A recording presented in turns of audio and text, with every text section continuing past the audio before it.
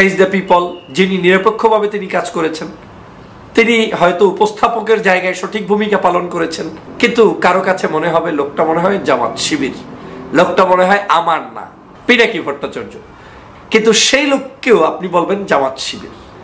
ইলিয়াস সাহেব কি? ইলিয়াস সাহেব নিরপেক্ষভাবে কথা বলছেন, সেও আপনার জামাত শিবির। এরপরে আপনার ডক্টর কনক সরোয়ার, সেও আপনার জামাত শিবির।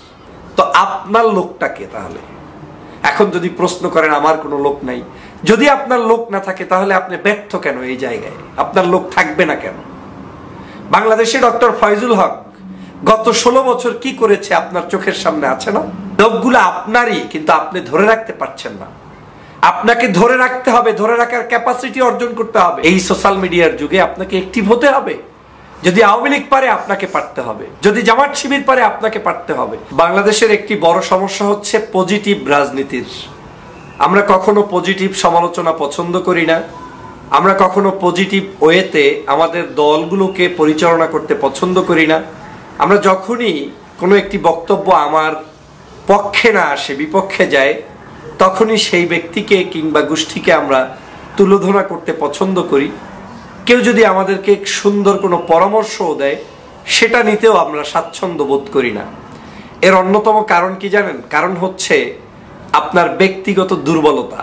আপনি যখন অযোগ্য হন, যখন আপনি সমাজের অন্য যেই ব্যক্তিটি আপনাকে পরামর্শ দেয় তার চেয়ে জ্ঞানে, যোগ্যতায়, পড়াশোনায়, রাজনৈতিক জ্ঞানে, সামগ্রিক দৃষ্টিকোণ থেকে যখন আপনি অযোগ্য হন, তখন আপনার কাছে এই পরামর্শগুলো ভালো লাগে না। পৃথিবীর কোনো রাষ্ট্রই সফল হয় না যারা পরামর্শক কিংবা পরামর্শগুলো অ্যাকসেপ্ট না করে, কিংবা যাদের কোনো রিসার্চ বেসড ওয়ার্ক নাই, যারা সমাজের আমার বিরুদ্ধে কি হচ্ছে, পক্ষে কি হচ্ছে এটা নিয়ে অ্যানালাইসিস করে না, তারা কখনোই সফল হয় না। বাংলাদেশের প্রেক্ষাপটে রাজনীতিতে একটু ব্যতিক্রম এজন্য, বিশেষ করে আপনি দেখবেন নেতারা যারা বড় হয়ে ওঠে, এই নেতাদের পিছনে কিছু মানুষ তৈরি হয় যাদের উদ্দেশ্য থাকে তার পুঁজিপাটটা বৃদ্ধি করা।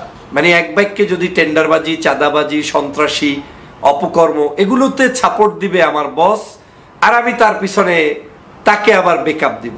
এই যে একটি বর্জুয়া রাজনীতিক কালচার গড়ে উঠেছে, এই জায়গা থেকে বর্তমান প্রজন্মের তরুণরা বের হয়ে আসতে চায়। আর যখন তারা বের হয়ে আসতে চায়, তখন তারা মুক্ত কথা বলতে চায়, মুক্ত স্বাধীনতা চায়, অভ্যাসের পরিবর্তন চায়, রাজনৈতিক স্ট্রাকচারের পরিবর্তন চায়, ভোটের পরিবর্তন চায়, সিস্টেমের পরিবর্তন চায়। যখনই এই জিনিসগুলো চায়, তখনই একদল বর্জুয়া গ্রুপ যারা বিভিন্ন সময় বিভিন্ন শ্রেণী পেশার দলের ভিতরে ঢুকে রাজনীতি করেছে, তাদের হৃদয়টা খুব চূর্ণ বিচূর্ণ হয়ে যায়, কষ্ট পায়। তারা পজিটিভ রাজনীতি অ্যাকসেপ্ট করতে বা অ্যাডজাস্ট করতে তারা কুণ্ঠাবোধ করে। কিন্তু এই কুণ্ঠাবোধের যে কত বড় ফ্যাক্ট তৈরি হচ্ছে, কত বড় বিশাল সমস্যা আগামী দিনে তৈরি হবে, সে ব্যাপারে তাদের কোনো ধারণা নাই। কেন নাই আমি আপনাকে বলছি। ধরে নেন আমি একজন বিশাল নেতা, আমার আশেপাশে 1 থেকে 200 লোক থাকলেই আপনি অস্থিরতায় ভোগেন। মনে করেন বিশাল ব্যাপার, আমার গাড়ির সামনে 200 লোক এসেছে, 200 লোক আমাকে উঠিয়ে দিচ্ছে, মিছিল দিচ্ছে, বক্তব্য দিচ্ছে, কিন্তু এই 200 লোক সমাজের রিপ্রেজেন্ট করে না। এই 200 লোকের পিছনে আমার ইউনিটের, আমার জায়গায় আরো 2 লক্ষ 5 লক্ষ মানুষ অবস্থান করছে, যারা আমার অন্য বিভিন্ন ইস্যুতে বিরক্ত বোধ হয়ে তারা ক্ষিপ্ত হয়ে বসে আছে। আপনি যখন 200 লোককে নিয়ে ঘুরবেন, তখন আপনার কাছে ফেসবুকের জরিপ ভালো লাগবে না, ইউটিউবের জরিপ ভালো লাগবে না, শিক্ষাবিদের কোনো মন্তব্য ভালো লাগবে না, রাজনৈতিক শিষ্টাচার যে পরিবর্তন হচ্ছে সেটা শুনলে ভালো লাগবে না। আপনি বলবেন আমার তো অনেক কিছু আছে। এই অনেক কিছুর মধ্যে আবার এগুলো কি? এই যে অবহেলার পর অবহেলা, যুগের সাথে অ্যাডাপ্ট না করা, এটা একটা দলকে, একটা দেশকে, একটা ব্যক্তিকে, একটা লিডারকে ধ্বংস করে দেয়। আমরা বাংলাদেশের প্রেক্ষাপটে এই সাম্প্রতিক সময়ে আমি দেখেছি, আমার খুব, যদিও আমি সবারই যে ভক্ত এমনটা না, বা সবারই যে আমি একেবারে খুব কাছের মানুষ এমনটা না। আমার সাথে কোনোদিন দেখা হয়নি অনেক মানুষের, আমার সাথে কোনো জোট নাই, ফোনেও কথা হয়নি, আমি ওপেনলি বলতে পারি। যেমন বাংলাদেশের জন্য যারা কাজ করেন, বিগত 16 বছর পর্যন্ত এই দেশের মাফিয়া চক্র থেকে দেশকে বাঁচানোর জন্য লড়াই করেছেন, সংগ্রাম করেছেন, বাংলাদেশের বহু ইউটিউবে কন্টেন্ট ক্রিয়েট করে রাজনৈতিক বিশ্লেষক এবং অনলাইন অ্যাক্টিভিস্ট হিসাবে সুনাম সুখ্যাতি অর্জন করেছেন। তার মধ্যে উল্লেখযোগ্য আপনি জানেন ফেস দ্য পিপল, যিনি নিরপেক্ষভাবে তিনি কাজ করেছেন, তিনি হয়তো উপস্থাপকের জায়গায় সঠিক ভূমিকা পালন করেছেন, কিন্তু তিনিও আওয়ামী ফ্যাসিস্টের বিরুদ্ধে সর্বশেষ যে খুন হয়েছে, তারা যে মানুষদেরকে হত্যা করেছে তার বিরুদ্ধে চরম প্রতিবাদ করেছে, যেটা আর কোনো চ্যানেল করে নাই। এই লোকটা কিন্তু কোনো দলকে সামনে এনে প্রতিবাদ করে নাই, তিনি করেছেন দেশকে সামনে রেখে দলের ব্যানার বাদ দিয়ে সম্পূর্ণ নিউট্রাল জায়গা থেকে ফ্যাসিবাদের দোসরদের বিরুদ্ধে মুখ উন্মোচন করে কথা বলেছেন। কিন্তু কারো কাছে মনে হবে লোকটা মনে হয় জামাত শিবির, লোকটা মনে হয় আমার না। নাম্বার ওয়ান, আমাদের বাংলাদেশের অনেক জনপ্রিয় একজন ব্যক্তিত্ব, যদিও আমার সাথে সকল আদর্শিক জায়গায় এক নাও হতে পারে, কিন্তু তাও আমি রেসপেক্ট করি এজন্য যে এক হওয়াটা তো সৌজন্যতা না। আমি মতের ভিন্ন থাকবো, সে মতের ভিন্ন থাকবে, এটাই তো সৌজন্যতা। গণতন্ত্রের এটাই তো স্পেস হওয়া উচিত। আমি একটা কথা বলবো, সে অ্যাকসেপ্ট করবে, সে একটা আমার সমালোচনা করবে, আমি অ্যাকসেপ্ট করবো, এটাই সৌন্দর্যতা। পিনাকি ভট্টাচার্য, এই ভদ্র মহোদয়ের লক্ষ কোটি ভক্ত লোক আছে, কিন্তু এই ভক্ত লোকগুলো নিশ্চয়ই কোনো একটা দলের না, অনেক দলগুলোর মিশ্রিত লোক। না হয় মানুষ আওয়ামী লীগের লোক কিভাবে বলে গতকালকের এই লোকটা আমার বিরুদ্ধে কথা বলেছে, দ্যাট মিনস সে তার ভিডিও দেখেছে। না হয় বিএনপি কিভাবে বলে আমার বিরুদ্ধে বলেছে, তার মানে বিএনপির লোকেরা দেখেছে। তাহলে জামাত কিভাবে বলে যে আমার বিরুদ্ধে কিংবা পক্ষে বলেছে, তার মানে তারা ভিডিও দেখেছে। এই ভদ্রলোকের ভিডিও যারা দেখে কম বেশি মিক্স পিপলই দেখে, কিন্তু বাংলাদেশের ওই যে গরম ভাতে বিলই বেজারের মতো অবস্থা, যখন কোনো সত্য বা বুঝাতে চায়, ভালো কিছু বলতে চায় বা চেষ্টা করে যে সবাই মিলে এটা করা উচিত, হয়তো চেষ্টার ধরন ভিন্ন হোক না, সমালোচনা থাকবেই, কিন্তু সেই লোককেও আপনি বলবেন জামাত শিবির। ইলিয়াস সাহেব বাংলাদেশের একজন তরুণ সাংবাদিক, বিপ্লবী ব্যক্তিত্ব, বিশ্বের মধ্যে একত্রে 8 লাখ লোক ভিউ হয় এই ইউটিউব চ্যানেলে, বাংলাদেশে বিশেষ করে। আমার এর আগে কখনো দেখি নাই যেটা ইলিয়াস সাহেবের চ্যানেল থেকে হয়েছে। কয়েকদিন আগে আপনারা দেখেছেন ইলিয়াস সাহেব কি, ইলিয়াস সাহেব নিরপেক্ষভাবে কথা বলছেন, সেও আপনার জামাত শিবির। এরপরে আপনার ডক্টর কনক সরোয়ার, সেও আপনার জামাত শিবির, তিনিও তো কথা বলেন, তিনিও উপস্থাপনা করেন। এরকম করে আমি যদি এরকম আরো বহু মানুষের নাম বলতে চাই, লম্বা হতেই থাকবে।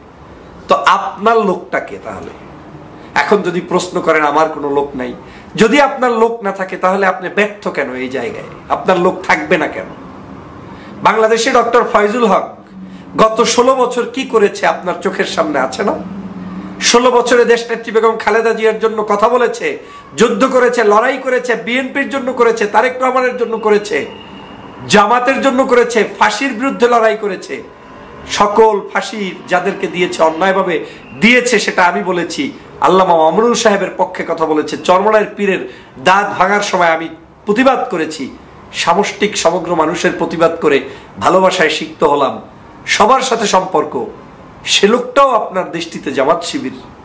তাহলে বাংলাদেশের লোকটাকে, যে লোক আপনার 5 জনের নাম বলে আপনি তাদেরকে বাংলাদেশের জনগণ অ্যাকসেপ্ট করে, গ্রহণ করে, এরকম 5 জন লোকের নাম বলেন যারা গ্রহণযোগ্য ব্যক্তি। তাহলে দৃষ্টিভঙ্গির পরিবর্তন করতে হবে। প্রথম কথা হচ্ছে লোকগুলো আপনারই, কিন্তু আপনি ধরে রাখতে পারছেন না।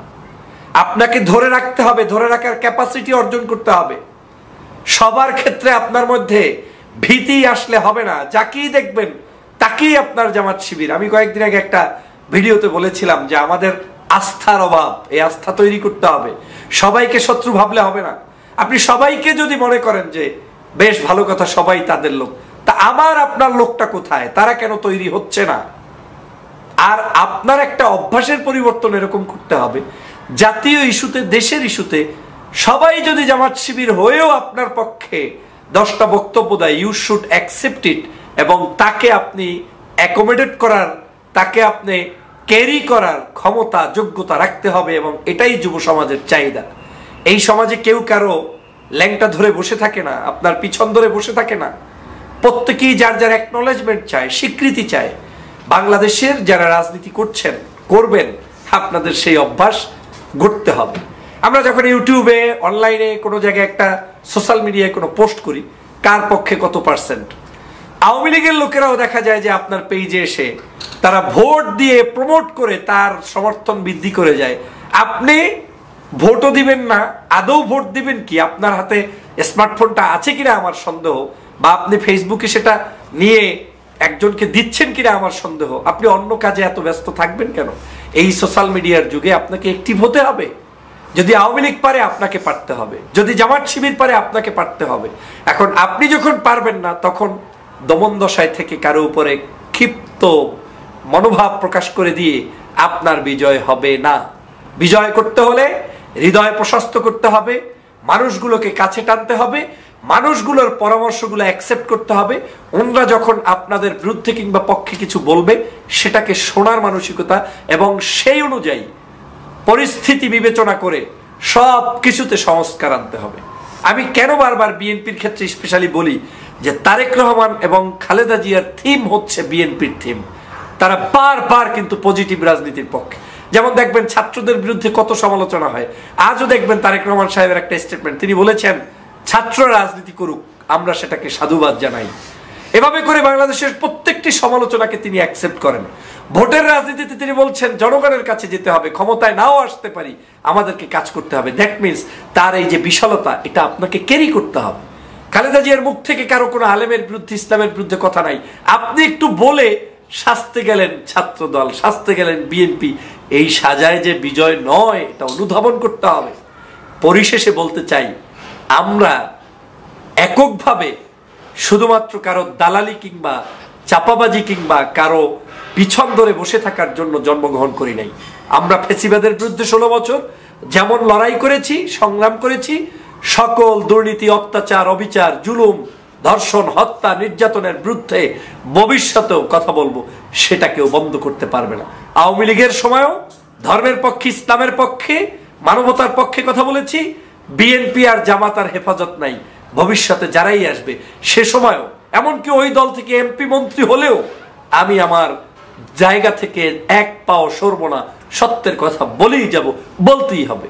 আসুন সত্য শিখি, সত্য জানি, সত্য বলতে উৎসাহ বোধ করি সবাই মিলে আমার প্রিয় মাতৃভূমি। প্রিয় দর্শক শ্রোতা, ইতিমধ্যে গণ অভ্যুত্থানের বিপ্লবী কন্যাদের কথা শুনলেন প্রধান উপদেষ্টা। গণ অভ্যুত্থানের বিপ্লবী কন্যাদের কথা শুনলেন প্রধান উপদেষ্টা।